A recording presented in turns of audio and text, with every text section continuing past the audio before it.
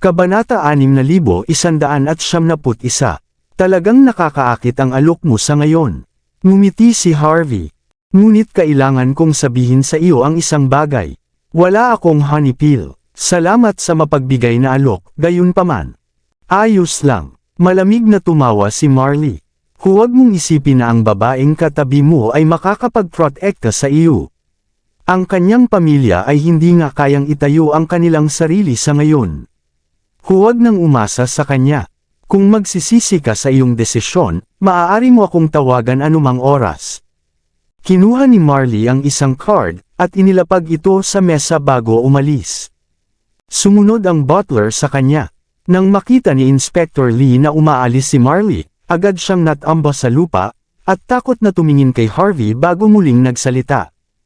Young Master Reggie, dapat ba tayong? Nabaliw ka na ba? Tumayo si Reggie na may galit na tingin. Tinanggihan ni Harvey ang tulong ni Marley, ngunit iniwanan pa rin siya nito ng kanyang card. Sapat na ito upang ipakita na kung nais ni Harvey, magiging mahalagang bisita siya ng pamilya Hunt sa isang tawag lamang. Bago makumpirma ang pagkakakilanlan ni Harvey, ang paglaban sa kanya ay hindi magiging matalino. Hindi na nag-isip pa, kinagat ni Reggie ang kanyang mga ngipin at nagsalita. Umalis na tayo, sigaw niya ng malamig. Nang ang lahat ay handang umalis, biglang kumatok si Harvey sa kanyang mesa. Hindi pa tayo tapos dito, Young Master Reggie. Masama naman na umalis ngayon, hindi ba? Sinabi ko sa iyo na ibibigay ko ang aking mga braso kung magagawa mong takutin ako. Ngunit kung hindi, kukunin ko ang iyong mga binti. Ikaw, hindi napigilan ni Reggie ang pagsigaw sa galit. Nilalampasan mo na ang hangganan, Harvey. Pinapalampas kita para sa kapakanan ng pamilya Hunt. Sino sa tingin mo ang sarili mo? Bam! Lumapit si Harvey at sinipa si Reggie sa lupa. Huwag mag-alala, wala akong intensyon na makipaglapit sa pamilya Hunt. Ngunit ang mga walang silbi na katulad ninyo, ay hindi ako natatakot. Puno ng galit si Reggie. Sinasamantala mo kami, gago ka. Sinipa ni Harvey si Reggie, na nagdulot sa kanya upang gamulong-gulong sa lupa. Tumingin si Inspector Lee sa iba, at gusto nilang pigilan si Harvey, ngunit hindi nila magawa. Paulit-ulit na sinasabi ni Harvey na wala siyang kinalaman sa pamilya Hunt, ngunit hindi sila maglakas loob na magdulot ng gulo sa kanya bago makumpirma ang kanyang pagkakakilanlan. Hindi rin lumaban si Reggie dahil dito. Huwag mong pilitin akong mapagod, Harvey. Sigaw niya matapos bumangon. Ibabagsak ko kayong lahat kung ginawa mo yan. Bam! Muling sinipa ni Harvey si Reggie. Talaga, sa tingin mo ay may karapatan ka upang gawin ang ganitong bagay. Ano ang gusto mo? Sigaw ni Reggie, na pinipigilan ang kanyang mga ngipin. Magmakaawa at humingi ng tawad. Magbayad. Pagkatapos ay baliin ang iyong mga binti. Malamig na tumingin si Harvey sa kanya. Sinasabi ko ito sa iyo sa huling pagkakataon, kung hindi mo magagawa ang lahat ng iyon, tutulungan kita sa halip. Ikaw, pakiramdam ni Reggie ay labis na siyang nagalit, ngunit alam niyang napakakumpiyansa ni Harvey. Kung siya ay kumilos ng walang ingat, hindi niya kayang harapin ang mga kahihinatnan. Walang pag-iisip, wala na siyang pagpipilian kundi lumuhod. Makalipas ang 10 minuto, bumalik ang katahimikan sa silid. Umalis na sina Reggie at ang iba pa, at ganap na nalinas ang silid. Hindi kumakain sina Harvey at ang iba pa sa kabila ng puno ang mesa ng pagkain. Ang tanawin lamang ay sapat na upang ipakita ang saloobin ni Reggie sa sitwasyon. Hindi mo ba talaga pakikitunguhan ang pamilya Hunt, Sir York? Nag-alinlangan si Ray sandali bago muling nagsalita. Ano? Kailangan ko ba? Mausisang tanong ni Harvey, at bihira na maging ganito kadiretso si Ray. Kung tama ang pagkakaalala ko, si Lieutenant Colonel Ethan ay mula sa pamilyang iyon. Ethan, natigilan si Harvey bago niya biglang naalala. Ang mga kapatid sa Sword Camp ay pawang galing sa mayayamang pamilya. Sina Ethan at Travis ay galing sa pamilya Hunt. Ngunit dahil sa saloobin ni Marley, ayaw niyang madamay.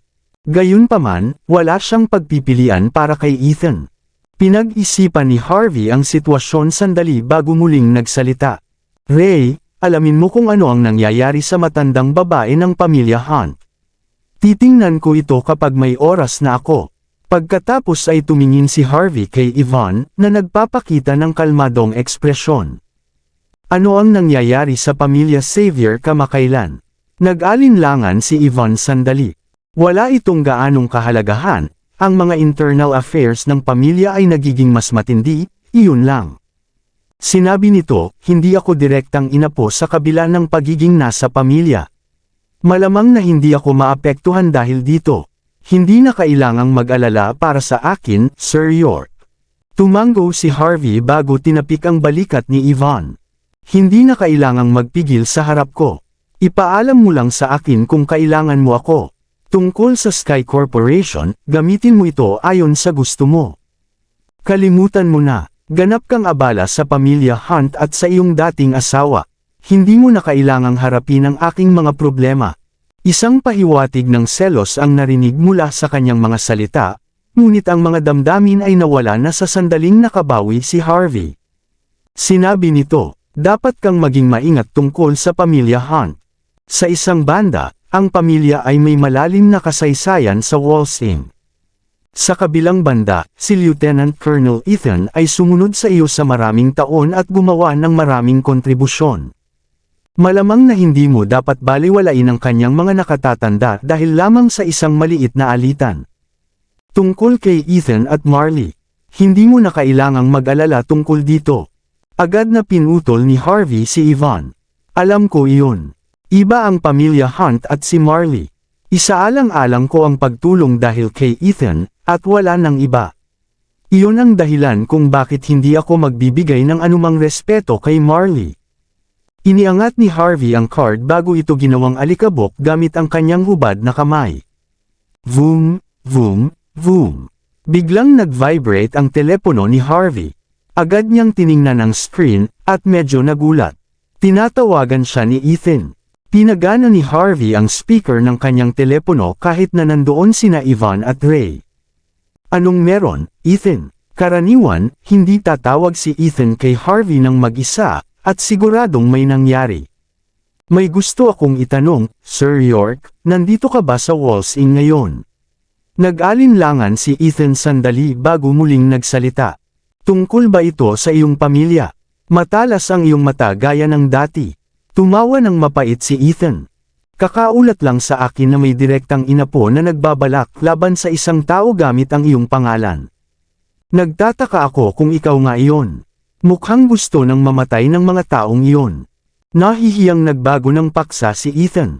Gayunpaman, hindi nila sinasadyang gawin ito, nagpanik na sila sa puntong ito. Para sa aking kapakanan, pakawalan mo na lang sila. Ngumiti si Harvey. Hindi ko sasagutin ang iyong telepono ngayon kung nagmamalasakit ako. Magkakaibigan tayo ng maraming taon, sabihin mo na lang ang nasa isip mo. Sobrang inis na ako sa kung gaano ka pa nag-aalangan ngayon. Walang maitatago sa iyo, Sir York, sagot ni Ethan. Tungkol ito sa matandang babae ng pamilya, ang lola ko. Nagkasakit siya isang buwan na ang nakalipas, at unti-unting humihina araw-araw. Nahulog pa siya sa kawalang malay ilang araw na ang nakalipas.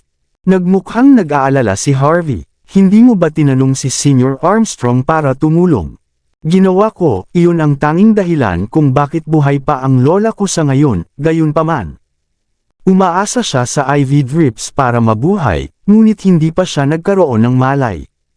Walang magagawa ang mga kilalang doktor sa Walsingham para makatulong. Isang mahusay na doktor mula sa Sid Frontier ang huling humiling na tumulong, at sinabi niyang hindi sakit ang nararamdaman ng matandang babae, kundi siya ay sinumpa. Hindi matutulungan ng mga doktor. Mabubuhay lamang siya kung makakain siya ng honey pill. Iyon ang dahilan kung bakit kumakalat ang insidente sa Walsingham kamakailan, kasama na ang katotohanang si Marley at ang butler ay naging ganito ka-disrespectful sa iyo. Mayroon akong makasariling kahilingan, kung mayroon ka pang honey pill. Umubo si Harvey. Kung meron ako, ibibigay ko ito sa iyo ng buong puso. Talagang wala ako nito sa ngayon. Kahit na makakuha ako ng isa sa outskirts, matagal itong mangyayari. Ngunit, nagbago ang paksa si Harvey. Tingnan natin ang iyong matandang babae. Mag-iisip tayo kung paano haharapin ang mga bagay pagkatapos noon. Sa susunod na araw, alas 9 ng umaga, nagising si Harvey sa isang presidential suite ng isang 5-star hotel na inayos ni Yvonne. Nagpadala ng text si Ethan sa gitna ng gabi na sinasabing sisunduan siya ng butler sa umaga. Sa oras na iyon, hindi pa rin sinabi ni Ethan ang pagkakakilanlan ni Harvey.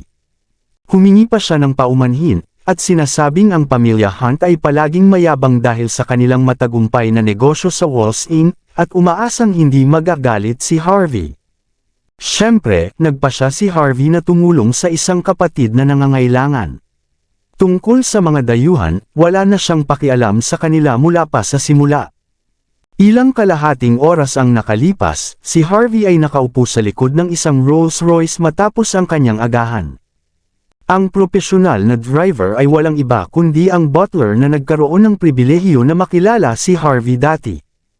Hindi maiwasan ng butler na makaramdam ng paghamak habang tinitingnan ang mukha ni Harvey. Pagkatapos ng lahat, tinanggihan na ni Harvey ang alok ni Marley, ngunit bumalik siya dito upang tingnan ang matandang babae. Sigurado ang butler na nagpapakita lamang si Harvey sa puntong ito. Hindi pinansin ni Harvey ang ekspresyon ng butler at patuloy na binabasa ang mga dokumentong ipinadala ni Ethan tungkol sa kanyang lola. Gayunpaman, natural lamang na medyo luma na ang kanyang impormasyon dahil hindi siya nasa Wall Street. Patuloy na tiningnan ni Harvey ang mga dokumento bago sumulyap sa butler. Ano na ang nangyayari sa matandang babae ngayon? Pumutok ang labi ng butler, kumikilos na parang mataas ang kanyang katayuan. Tulad ng ilang araw na ang nakalipas, siya ay hindi pa rin nagkakaroon ng malay. Dahil sa iyong pagtanggi na makipagtulungan sa amin, ang matandang tao ng pamilya ay humingi ng tulong mula sa maraming kilalang tao. Umaasa siyang sa tulong ng grupong iyon, makakawala na ang matandang babae sa kanyang sitwasyon. Gayunpaman, walang anumang progreso. Siyempre, kung handa kang makipagtulungan sa amin ngayon, ang honey pill lamang ang makakasolusyon agad sa lahat. Tumango si Harvey bago isara ang kanyang mga mata, at wala siyang balak na ipaliwanag ang kanyang sitwasyon. Mga kalahating oras pagkatapos, umabot ang sasakyan sa isang malaking manor sa gilid ng inner city. Ayon sa sabi-sabi, ito ang palasyo ng nakaraang hari na binili ng pamilya Hunt. Pagkatapos ng mahabang proseso ng pagsasaayos, ang manor ay punong-puno ng iba't ibang high-tech na kagamitan habang pinapanatili ang kanyang anti-gang hitsura. Tahimik na nagmaneho ang sasakyan sa isang espesyal na daan hanggang sa makarating sa harap ng isang lumang estilo ng western na gusali. Bumukas ang pinto ng sasakyan. Lumabas ang butler, yumuko ng may paggalang kay Harvey. Dito po, pakiusap. Tumango si Harvey at sumunod sa butler sa loob ng kahoy na gusali. Sa palagay ko, ang matandang babae ay marahil sinumpa ng mahika. Kailangan nating alamin kung ano ito upang maibalik siya sa dati. Baka hindi, baka ito ay isang uri ng beetle technique mula sa Seed Frontier. Puno ng ingay ang buong bulwagan, at iba't ibang talento ang nagtipon dito, kabilang ang mga monghe, mga dalubhasang martial artist, at mga taong mukhang pulubi. Bawat isa sa mga taong ito ay sinamahan ng isang katulong. Malinaw na iginagalang ng pamilya Hunt ang mga ito ng labis. Nagmamasid si Harvey sa paligid bago niya natukoy na sila ang mga eksperto na hiniling na tumulong. Ang mga may pinakamataas na awtoridad ay tiyak na ang ilang matatandang tao na nakabihis ng mga robe. Nagulat si Harvey nang makita ang kanilang mga kasuotan. Iyon ba ay mga pari? Sigurado si Harvey na ang matandang babae ay nasa malubhang sitwasyon matapos makita ang mga taong iyon. Kung hindi, hindi sana dinala ng pamilya Hunt ang mga ito dito sa unang lugar, batay sa kanilang malaking background. Kabanata 6195. Tumingin si Harvey sa paligid at nakita ang isang batang pari na nakasuot ng purple na robe. Ang balat ng babae ay kasing puti ng nyebe, at napakaganda ng kanyang mukha, at hindi siya mukhang pari sa anumang paraan. Ang mga tao sa paligid ay tila sumusunod sa kanya. Naalala ni Harvey na ang mga tao sa purple na robe ay labis na nirerespeto.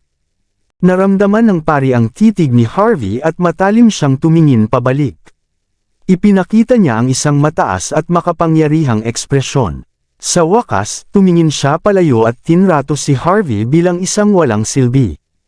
Walang interes ang iba sa kanya. Pagkatapos ng lahat, ang sitwasyon ng matandang babae ang pinakamahalaga. Sino man ang makakalutas ng problema ay magkakaroon ng malaking utang na loob mula sa pamilya Hunt. Salamat sa lahat. Isang lalaki sa kanyang 50 taon, na may parisukat na mukha, ang dahan-daang nagsalita. Ipinakita ng lahat ang seryosong ekspresyon nang makita ang kanyang mukha. Ginoong Veer, malinaw na ito ang kasalukuyang namumuno sa mga direktang inapo ng pamilya Hunt, si Veer Hunt. Siya ay tiyuhin ni Ethan, at ama ng 3 kilalang babae ng pamilya. Ang kanyang elite aura ay malinaw na nahahalata sa bawat hakbang na kanyang ginawa. Salamat sa inyong lahat sa inyong pagsisikap. Ngumiti si Veer sa lahat sa paligid niya nang walang pang-aabala. Alam niyo naman kung bakit tayo nandito ngayon. May ilan sa inyo na sumubok ng tumulong sa aking ina. Ngunit hindi lamang ang inyong mga teknika ay hindi naging epektibo, kundi nagbago rin ang mga pagbabasa ng mga makina sa paligid niya. Hindi na kayang tiisin ang kanyang katawan ng labis mula sa inyo. Mayroon akong kahilingan, kung hindi kayo sigurado na makakatulong, mas mabuti pang huwag na kayong gumawa ng anuman. Kung may mangyari sa kanya, magiging problema ito kapag may kailangang managot. Mula ngayon, tatanggap lamang ako ng isang pagkakataon mula sa lahat. Ito na ang huling pagkakataon na makakakuha kayo ng pagkakataon. Dapat tayong mag-usap upang makabuo ng pinakamahusay na paraan pasulong, hindi ba? Nagtinginan ang lahat sa isa't isa at nagpakita ng mga pangit na ekspresyon. Tiyak na sinubukan na nila ang maraming iba't ibang trick, ngunit lalong lumala ang sitwasyon ng matandang babae. Wala silang pakialam kung ito ay isang ordinaryong tao lamang, ngunit sinusubukan nilang iligtas ang matandang babae ng pamilya Hunt. Kung may mangyaring masama sa kanya, makakaranas ng napakasamang kapalaran ang lahat dito. Matapos ang kanilang unang pagkabigla, mabilis silang kumalma at nagsimulang magbulungan sa kanilang sarili nang walang ginagawa. Pinindot ng pari ang kanyang maputlang mga daliri, na tila nagkukwenta ng isang bagay. Nandito si Sir York, Ginoong Veer. Lumabas ang butler sa tabi ni Veer bago tahimik na nagsalita. Lumiliwanag ng bahagya ang mga mata ni Veer Hunt bago niya inabot ang kamay ni Harvey York. Sir York, sinabi ni na Marley at Ethan ang tungkol sa iyo. Anuman ang nangyari, kalimutan na natin ang nakaraan. Dahil nagbigay si Ethan ng garantiya, tiyak na magtitiwala din ako sa kanya. Ang buhay ng aking ina ay nasa mga kamay mo ngayon. Ngumiti si Harvey, masyado kang mabait, ngunit kailangan kong sabihin sa iyo ang isang bagay ngayon. Ito ay upang maiwasan ang karagdagang hindi pagkakaintindihan. Nagtigilan si Veer, pakiusap, wala akong honey pill, ngunit gagawin ko ang aking makakaya upang iligtas ang matandang babae. Tiningnan ni Harvey ang mga mata ni Veer. Muli, nagulat si Veer matapos marinig ang tapat na mga salita ni Harvey. Agad na dumilim ang kanyang ekspresyon bago siya muling nakabawi. Pinahahalagahan ko ang iyong katapatan. Wala nang dahilan para sa aking mga maling pag-asa. Sinasabi nito, handa akong bigyan ka ng pagkakataon dahil inirekomenda ka ni Ethan. Pakiusap. Ipinakita ni Veer kay Harvey na lumapit. Nakita ni Harvey na hindi na nagtitiwala si Veer sa kanya matapos niyang ibulgar ang katotohanan. Gayunpaman, humanga siya sa tapang ni Veer. Pinaigting niya ang kanyang hakbang at naghahanda ng pumunta sa likod na bulwagan kasama si Veer. Sandali, Ginoong Veer. Bago umalis sina Harvey at Veer, biglang umusad ang pari. Lahat ay tumingin. Alam nilang mayroong kahanga-hangang pagkakakilanlan ng pari. Mayroon bang nais kang ituro sa akin, Miss Paisley? Tumigil si Veer at tumingin kay Harvey. Hindi, syempre hindi. Ngumiti si Paisley. Naiintindihan kong nagdadala ka ng isang tao upang iligtas ang matandang babae. Pagkatapos ng lahat, ang mga anak ay palaging gagawa ng kanilang makakaya upang matiyak na malusog ang kanilang mga magulang. Gayunpaman, maraming tao na ang sumubok na iligtas siya. Sa bawat pagkatalo, lalo lang siyang humihina. Dahil dito, hindi natin dapat hayaang makalapit ang sinuman sa kanya. Hindi lamang natin sasayangin ang ating pagkakataon, kundi maaari rin tayong magdulot ng hindi na maibabalik na pinsala sa matandang babae. Hindi natin alam kung saan galing ang taong ito o kung sino siya. Mag-aalala ako kung papayagan mo ang isang tulad nito na magkaroon ng pagkakataon. Mabilis na tumingin si Paisley Foster kay Harvey na may masamang tingin pagkatapos ng kanyang taos-pusong talumpati. Nalaman ko na ang problema ng matandang babae, bata. Hindi siya basta nagkasakit, may kinalaman ang sekta dito. Aling sekta ka galing? Kanino ka nag-aral? Paano mo balak siyang iligtas? Kung hindi mo sasabihin sa amin ang lahat ng iyon, hindi ka namin papayagang hawakan man lang ang matandang babae. Siyempre, handa si Paisley ng matagal na upang kumilos kapag may isang walang kwentang tao na sumusubok na agawin ang kanyang pagkakataon na magpakitang gilas. Hindi ito pwedeng mangyari sa kanya. Tama. Bakit ang isang bata tulad niya ang nabigyan ng huling pagkakataon dahil sa isang rekomendasyon? Ano, lahat ba kami dito ay walang silbi kumpara sa kanya? Marahil ay hindi siya kasing galing ng iniisip ninyo. Ano ang gagawin natin kung may masamang mangyari sa matandang babae? Sino bang akala niya sa sarili niya? Mukha siyang kayang pagalingin ang sino mang gusto niya. Si Miss Paisley ay tunay na inapo ng Mount Lynx. Siya ang pinakamataas na talento ng kanyang sekta, ngunit hindi siya gumawa ng anuman kahit na nagplano siya ng matagal. Bakit kami magmamalasakit sa isang walang kwenta kung ganito ang kaso? Para sa mga taong ito, si Harvey York ay isang tao na biglang sumulpot upang agawin ang atensyon. Mas mahalaga, ayon sa pahayag ni Veer Hunt, ito na ang huling pagkakataon na makakakuha ang sinuman ng pagkakataon upang gamutin ang kanyang ina. Magiging masaya ang lahat kung si Paisley Foster ang gagamit ng pagkakataong iyon. Ngunit ang isang katulad ni Harvey ay hindi kailanman makakapagbigay ng kasiyahan sa lahat. Habang nagdududa ang lahat kay Harvey, nakataas lamang ang mga braso ni Veer habang pinapanood ang eksena. Nais niyang makita kung ano ang kayang gawin ng batang nakatayo sa kanyang harapan. Hindi ako galing sa Mount Lynx, sa House of Priests, o sa School of Humanities. Hindi ko rin sinuri ang mga turo ng sekta. Mukhang kalmado si Harvey. Masyado lang akong bihasa sa sining ng pagpatay. Tumigil ka na sa pagpapanggap na makakatulong ka sa matandang babae. Isang kilalang guro mula sa mga sikat na sekta ang nagturo sa lahat dito. Bawat isa sa mga tao rito ay maraming koneksyon. Wala sa amin ang may kumpiyansa na iligtas ang matandang babae, kaya saan mo nakuha ang lahat ng tapang na iyan? Malinaw na inis si Paisley kay Harvey dahil sa pagnanais nitong makuha ang atensyon. Patuloy siyang bumabansag sa kanya. Hindi man lang binibigyan ng pagkakataong makasagot. Sa aking mga mata, sinusubukan mo lamang na pasayahin ang madla at linlangin ang pamilya Hunt. Wala kang pakialam sa buhay ng matandang babae. Alam mo ba kung gaano kahalaga ang matandang babae?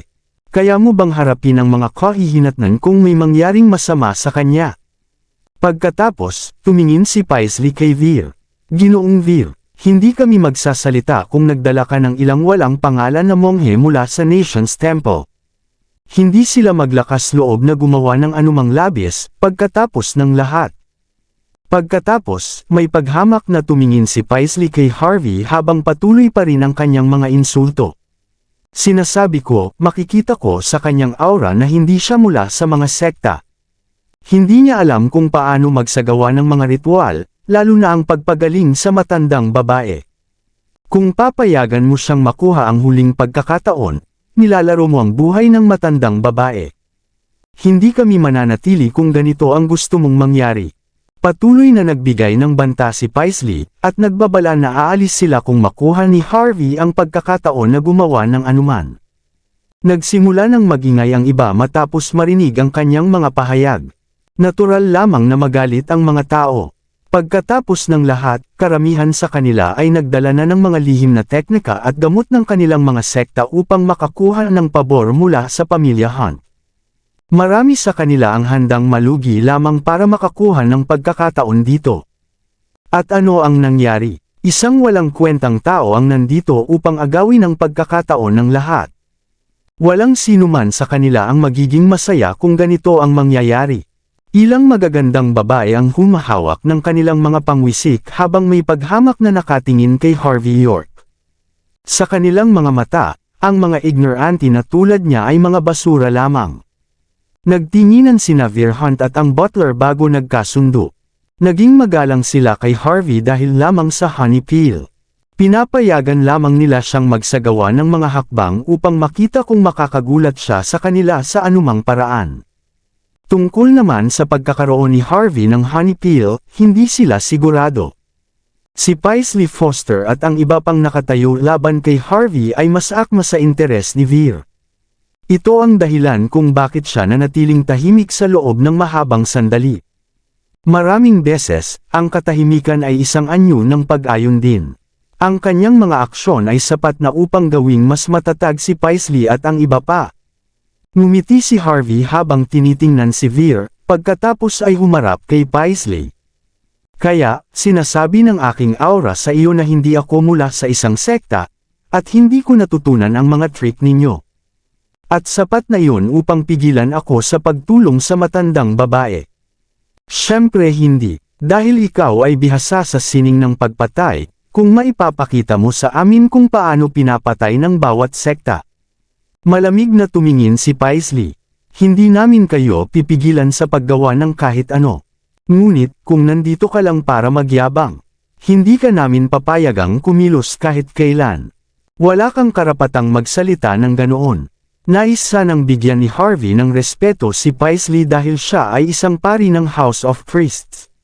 Matapos bisitahin ang lugar ilang sandali na ang nakalipas, mayroon pa rin siyang mga alaala tungkol dito.